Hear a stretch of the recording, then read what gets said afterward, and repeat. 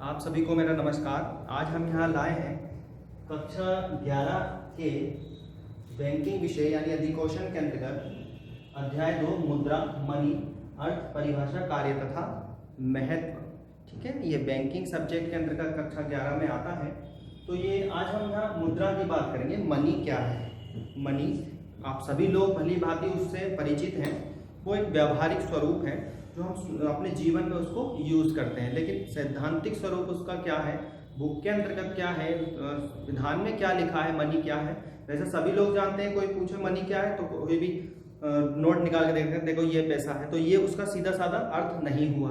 वो तो एक तरह से उसका एक एग्जाम्पल है, भाई ये मनी है। ठीक है, मनी जरूरी नहीं कागज के मुद्रा ही हो या सिक्के ही मनी हो। ठीक है, यानी मुद्रा क्या है? मुद्रा एक ऐसा साधन है, मुद्रा एक ऐसा साधन है जिसके द्वारा वस्तुओं तथा सेवाओं की प्राप्ति की जाती है। ठीक है, वस्तुओं तथा, अब जरूरी नहीं है कि हम अपनी आवश्यकता की वस्तु केवल पेपर मनी या धातु मुद्रा से ही लें, धातु के सिक्के से ही लें। देखा था वस्तु विनिमय के युग में एक वस्तु से दूसरी वस्तु हम अपनी आवश्यकता की ले लेते थे, तो वहाँ पे जरूरी नहीं कि पेपर मनी चलती हो या धातु के सिक्के चलते हो।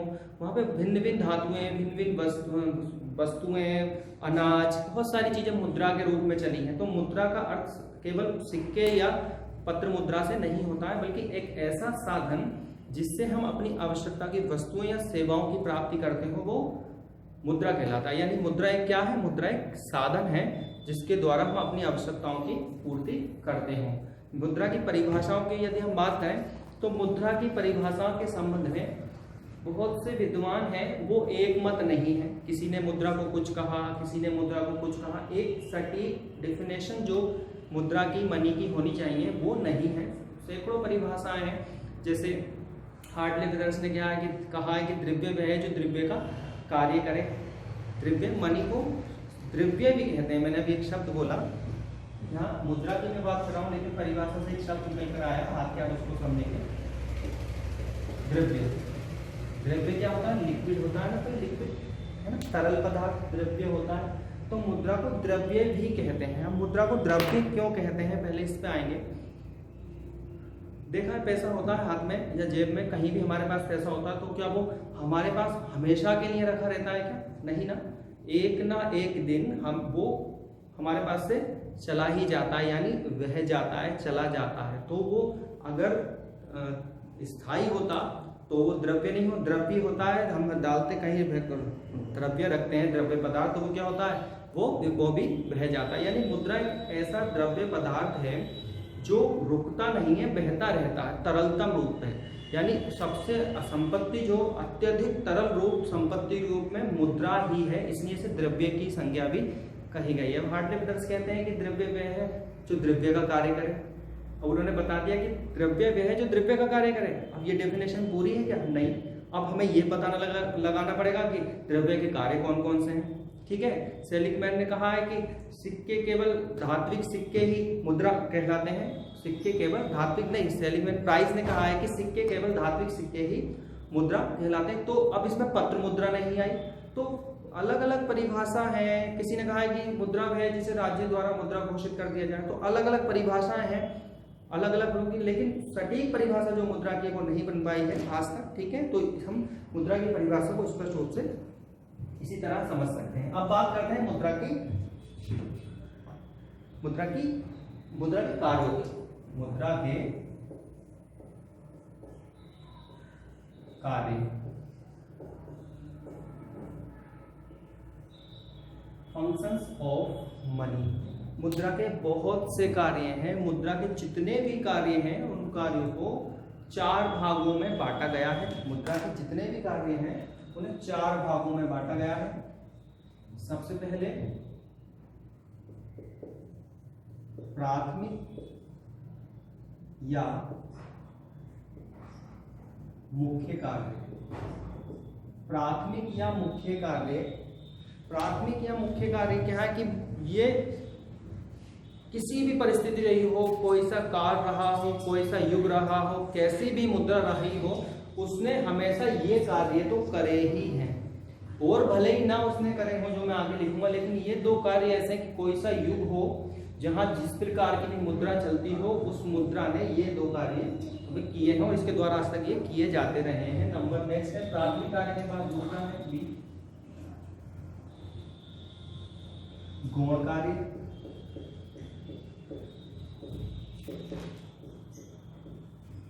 सी में आते हैं आकस्मिक कार्य और फिर डी है लास्ट अन्य कार्य। मुद्रा के कार्यों को इन चार भागों में बांटा गया है, प्राथमिक कार्य, गौण कार्य, आकस्मिक कार्य या अन्य कार्य। कभी कभी प्रश्न आता है कि मुद्रा के कार्य बताइए, तो आपको सभी लिखने हैं। कभी कभी स्पेशली आता है कि मुद्रा के प्राथमिक कार्य बताइए या मुद्रा के गौण कार्य बताइए, आकस्मिक, तो आपको वही वाले लिखने हैं जो पूछे हैं। तब पता चला पूछे तो प्राथमिक और आप सब लिख दो, उसके नंबर पूरे नहीं मिलेंगे, मतलब वो फालतू में ही आप लिखोगे, जो पूछा जाए वही लिखना है। तो प्राथमिक कार्य कौन कौन से हैं? सबसे पहले है विनिमय का माध्यम।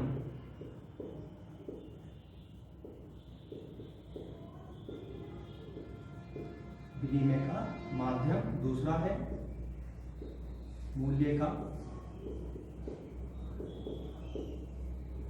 मापक। विनिमय का माध्यम और मूल्य का मापक, यानी कि प्राथमिक कार्यों में केवल दो ही कार्य सम्मिलित हैं, विनिमय का माध्यम और मूल्य का मापक। विनिमय का माध्यम, विनिमय मतलब एक्सचेंज करना, वस्तु कोई चीज बदलना, विनिमय के अंतर्गत आता है। तो हम देखते हैं यदि हमारे पास मनी है तो हम जाते हैं कहीं भी, जो चीज हमें चाहिए होती है वो चीज हम क्या करते हैं, मनी देते हैं, पैसे देते हैं और वो चीज हम ले आते हैं। तो ये प्रक्रिया क्या हुई, उसने हमसे पैसे लिए और जो भी वस्तु दी उसने जो भी दिया वो क्या हुआ, तो क्या हो गया, ये विनिमय हो गया ना। ठीक है, यदि कोई हमें मनी देता है और हम उसको वस्तु देते हैं तो ये भी विनिमय हो गया। तो अगर क्या फ्री में दी जा सकती है कोई वस्तु, लो भाई लो फ्री में, है ना, नहीं ना। माध्यम क्या है, उस वस्तु के बदलने का माध्यम क्या है, मुद्रा ही है। ठीक है, मुद्रा के द्वारा ही प्रत्येक वस्तु का, सेवा का आप मुद्रा के द्वारा कुछ भी खरीद सकते हैं, तो वो क्या है, विनिमय के रूप में मुद्रा। कोई चीज फ्री में कोई नहीं देगा, यानी माध्यम है मुद्रा। कुछ भी चीज आप खरीदिए वो मुद्रा के द्वारा ही खरीदी जा सकती है, यानी ये हर स्थिति में चाहे कुछ भी करें ये कार्य तो होना ही है, मुद्रा विनिमय के माध्यम का कार्य करती है। दूसरी है मूल्य का मापक। मूल्य का मापक क्या है, ये क्या है, मार्कर, कितने का है, कोई भी इसके बता सकता है भी ये इतने रुपए का है। ठीक है, ये क्या है, इंक है, कितने की है, इतने रुपए की है। ठीक है, हम इसे रुपए में तो माप रहे हैं ना, हम किसी भी वस्तु की कीमत को किस चीज में बताया जाता है, किस चीज में, मुद्रा में ही बताया जाता है ना। अगर आप किसी से कुछ पूछोगे भैया ये कितने की है, तो वो आपको किस चीज में जवाब देगा, वो आपको यही तो कहेगा कि भैया ये इतने रुपए की है, इतने रुपए की है। यानी कि जिस तरह दूध को मापने के लिए लीटर की चाहिए होता है, वजन को मापने के लिए तौल, किलोग्राम वगैरह जो भी चाहिए होता है, ठीक है, तो उस तरह वस्तुओं के मूल्य मापने के लिए क्या चाहिए होता है, मुद्रा। किसी भी वस्तु का मूल्य आप मुद्रा में बता सकते हो कि ये इतने रुपए की है, ये इतने रुपए की है। तो क्या है, विनिमय, मुद्रा ने विनिमय के माध्यम का कार्य तो किया, साथ ही साथ वो प्रत्येक वस्तु के मूल्य को मापने का कार्य भी करती है। ये दो कार्य ऐसे हैं वो जिसे हर हाल हर परिस्थिति में वो करती है। ठीक है, अब आते हैं गौण कार्यों में। गौण कार्य द्वितीयक कार्य जो उसने दूसरी स्टेज पर आगे किए हैं, इसमें पहला है भावी भुगतान का मान। भावी शब्द का मतलब है भविष्य से है, भावी भुगतान का मान। नंबर 2 मूल्य का संचय। नंबर 3 विनिमय शक्ति का हस्तांतरण। गौण कार्यों में 3 कार्यों को शामिल किया जाता है, भावी भुगतान का मान, मूल्य का संचय और विनिमय शक्ति का हस्तांतरण। भावी भुगतान का मान, आज का जो युग है वो उधार का युग है। ठीक ठीक है। बिना उधार लिए दिए ना तो व्यवसाय चलता है, ना ही आगे जो भी प्रोसेस है उधार से ही मोस्टली चलता है। अब भावी भुगतान का मान, यदि हम कोई उधार का लेन देन करते हैं तो भविष्य में क्या देने की बात करते हैं, मुद्रा कितने देने की बात करते हैं, वो सब उस पर डिपेंड करता है। तो हम भविष्य के जो सौदे निर्भर हैं, उधार के जो हम परिस्थितियां हैं वो मुद्रा पर ही। तो ऐसा कोई हम किसी से कोई चीज उधार लिया है तो भविष्य में उसे क्या देंगे, भविष्य में मुद्रा ही तो देंगे। तो यानी कि किसी भी लेन देन का जो आधार है वो मुद्रा ही है, जिसके आधार पर भविष्य के भुगतान संभव हो पाए हैं, ठीक है। दूसरा है मूल्य का संचय। संचय शब्द से मतलब यहाँ बचत करने से है। पहले वस्तु विनिमय के युग में वस्तुएं चलती थी, मुद्रा नहीं चलती थी। वस्तुएं जब चलती थी तो अब वस्तु तो नाशवान होती है। मान लीजिए कोई अन्न है, वो कब तक रहेगा, ठीक है, 20-25 साल तो नहीं रहेगा। कोई और भी वस्तु इतनी ज्यादा नहीं रहेगी। लेकिन मुद्रा एक ऐसी चीज है, ऐसी टिकाऊ चीज है जिसे वर्षों तक बचा के रखा जा सकता है और उसके मूल्य पर कोई प्रभाव नहीं पड़ता। यानी आज के युग में जो बचत का आधार है वो मुद्रा ही है। मुद्रा को लोग विभिन्न स्वरूप के अंतर्गत बचाकर रखते हैं, ठीक है। तीसरा है विनिमय शक्ति का हस्तांतरण। हस्तांतरण का मतलब है ट्रांसफर करने से है, विनिमय शक्ति का हस्तांतरण। अगर हम कोई चीज, कोई वस्तु, हमारी कोई संपत्ति है, हम उस संपत्ति को हम कहीं दूसरी जगह शिफ्ट होना चाहते हैं तो उस संपत्ति को हम ले नहीं जा सकते। कोई मकान हमारा पड़ा है, दुकान पड़ी है, जमीन पड़ी है, तो हम नहीं ले जा सकते, उसको उठाकर तो नहीं ले जा सकते ना। हम क्या करेंगे, हम उस संपत्ति को बेचेंगे और जहां नई जगह हम जहां रह जाएंगे, अब जहां रहेंगे, वहां उस संपत्ति को, यानी उस भवन दोबारा खरीद लेंगे, जमीन दोबारा खरीद लेंगे, जो भी था वो हम खरीद सकते हैं। लेकिन उस संपत्ति को बेचकर हम साथ में क्या ले गए थे, किस चीज का ट्रांसफर किया हमने, संपत्ति का तो नहीं किया ना, हमने ट्रांसफर किस चीज क्या किया, मुद्रा का ट्रांसफर हमने किया। विनिमय शक्ति का हस्तांतरण का मतलब यही है कि मुद्रा के द्वारा प्रत्येक वस्तु को आप दूसरी जगह हस्तांतरित कर सकते हो, जो कि मुद्रा के द्वारा ही संभव हो पाया। पहले ये मुद्रा नहीं चलती थी तो लोग अपनी जमीन जायदाद वहीं छोड़ देते थे। नेक्स्ट आया है आकस्मिक कार्यों में। पहला है सामाजिक आय के वितरण का आधार।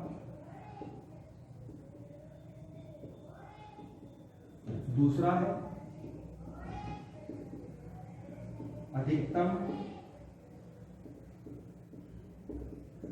संतुष्टि, अधिकतम संतुष्टि व उत्पादन का आधार।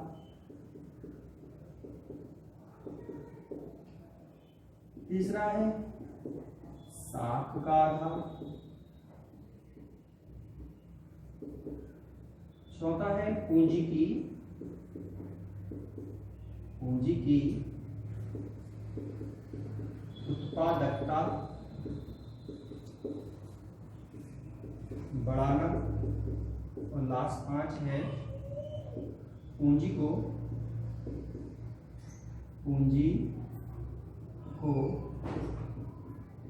सामान्य रूप प्रदान करना।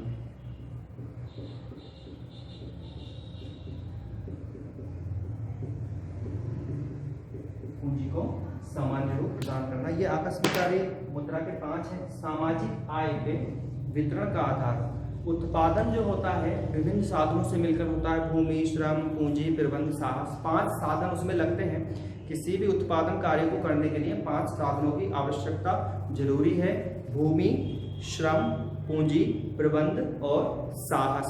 अब जब ये 5 साधन मिलते हैं तब उत्पादन संभव होता है। अब जो हमें भुगतान करना है, जो प्रतिफल करना, उनका प्रतिफल का भुगतान करना है, जो उन्होंने हमारे यहाँ उत्पादन में लगे हैं, वो किस चीज में किया जाएगा, मुद्रा के रूप में ही उनको भुगतान किया जाता है। यानी समाज के जो व्यक्ति जिस कार्य में लगे होते हैं उन्हें किस चीज में भुगतान मिलता है, अपनी सेवाओं के बदले मुद्रा के रूप में। यानी सामाजिक आय के वितरण का आधार, जो भी लोग अर्निंग्स कर रहे हैं वो मुद्रा में ही कर रहे हैं, वो जिस काम में भी लगे हैं उनको उसके द्वारा क्या मिलता है, मुद्रा मिलती है। समाज में मुद्रा पहुंचने से उसकी सामाजिक आय जो है वो मुद्रा के द्वारा ही बढ़ती है, मुद्रा के रूप में ही उन्हें वो आय प्राप्त होती है। अधिकतम संतुष्टि व उत्पादन का आधार। अधिकतम संतुष्टि, यदि मेरे पास मनी है तो मैं कौन सी वस्तु खरीदना चाहूंगा जो मेरे लिए कम उपयोगी है या ज्यादा उपयोगी है। ज्यादा उपयोगी वाली वस्तु मैं खरीदना चाहूंगा, फालतू में कहीं पैसा अपना मैं नहीं लगाऊंगा। यानी मुद्रा के द्वारा व्यक्ति जब अपना पैसों को, मुद्रा को प्रयोग करता है तो वो उन वस्तुओं में ही प्रयोग करता है जहां उसको अधिकतम संतुष्टि प्राप्त होती हो। जब वो, क्योंकि वस्तु ऐसे तो नहीं खरीद लेगा ना, ठीक है। अधिकतम संतुष्टि किस चीज के मिलती है? उसे मुद्रा के द्वारा ही मिलती है। और जब वो मार्केट में पैसा पहुंचता है, फैक्ट्रियों में दोबारा जाता है, फिर क्या होता है? उसी के आधार पर उसका चीज वस्तु का और उत्पादन, और अधिक उत्पादन किया जाता है, ठीक है। साख का आधार, साख का आधार क्या है? साख पत्र मतलब जो कि चेक, जो मैंने बताया था। अब जब हम चेक भुनाने जाते हैं तो क्या है, चेक हम बैंक से भुना लेते हैं। यदि हम चेक को बैंक में लेकर गए और पेमेंट लिया, लेने पहुंचे बैंक में, और यदि भुगतान नहीं मिला उस चेक का, बैंक ने मना कर दिया, तो क्या होगा? इससे बैंक की साख को क्या लगेगा? बैंक की साख को बहुत बड़ा धक्का लगेगा। हम दोबारा उस बैंक की तरफ जाना ही नहीं चाहेंगे। बैंक को एक बहुत बड़ी असफलता देखनी पड़ेगी यदि बैंक चेकों के भुगतान नहीं करता। तो बैंक की साख का जो आधार है वो यही है मुद्रा। यदि इसलिए बैंक अपने पास अधिक मात्रा में मुद्रा को बचाकर रखते हैं, ठीक है। पूंजी की उत्पादकता बढ़ाना, पूंजी की उत्पादकता बढ़ाना, पूंजी की उत्पादकता बढ़ाने का मतलब यही है कि उत्पादन को अधिकतम करना, ठीक है। मुद्रा के द्वारा ही कोई वस्तु हमें लगता है कि ये बेकार है, ठीक है, तो हम क्या करेंगे? उस वस्तु को बेचकर हम मुद्रा प्राप्त करके उसे दूसरे उत्पादन में लगाते हैं, जिससे कि उत्पादन कार्य में और वृद्धि होने लगती है। पूंजी को सामान्य रूप प्रदान करना, पूंजी को सामान्य रूप प्रदान करने का मतलब यही है, जो विभिन्न, पूंजी का मतलब संपत्तियों से है और इसके विभिन्न रूप होते हैं। हम क्या करते हैं? यदि हमारी ये वो संपत्ति उपयोग नहीं है तो हम उसको सामान्य रूप में, एक मुद्रा के रूप में उसको परिवर्तित कर लेते हैं, ठीक है। तो हम मुद्रा के रूप में उस चीज को परिवर्तित कर सकते हैं, ठीक है। ये आकस्मिक कार्य है 5, केवल 2 और, ठीक है। निर्णय का आधार, ये भविष्य के निर्णय का आधार कह सकते हैं, निर्णय का आधार और शोधन क्षमता बनाए रखें। केवल 2 अन्य कार्यों की श्रेणी में इसको रखे गए। निर्णय का आधार, निर्णय का आधार, आपके पास मनी है तो आप उसी प्रकार से, मनी है या नहीं है, आपके जो भी डिसीजन होंगे वो उसी को देखते हुए होंगे।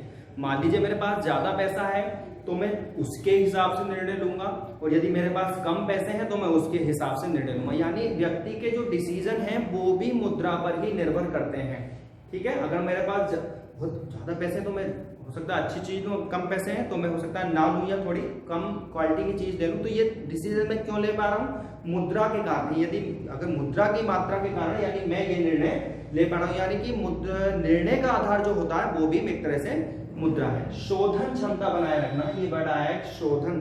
शोधन का मतलब है किसी का भुगतान करने से। शोधन एक शब्द, एक नया शब्द है। शोधन मतलब भुगतान करना है। शोधन क्षमता बनाए रखना, यदि आपके पास मुद्रा है तो आपकी शोधन क्षमता अच्छी है, यदि मुद्रा नहीं है तो शोधन क्षमता बेकार है। शोधन क्षमता मतलब भुगतान करने की क्षमता। तो ये क्या है? मुद्रा के द्वारा ये भी डिसाइड होता है कि आपकी भुगतान करने की क्षमता कैसी है, ठीक है। आज की वीडियो में हम इतना ही लाए थे, केवल मुद्रा की परिभाषा पढ़ी, समझी हमने, अर्थ समझे और इसके कार्य को देखा है। ये कार्य, ये इंपॉर्टेंट क्वेश्चन है 11th में 100% ये हर साल आपको मिलता ही है, इस बार हो सकता है ये आए, ठीक है। हम मिलते हैं अगली वीडियो में, आज के लिए इतना ही, धन्यवाद।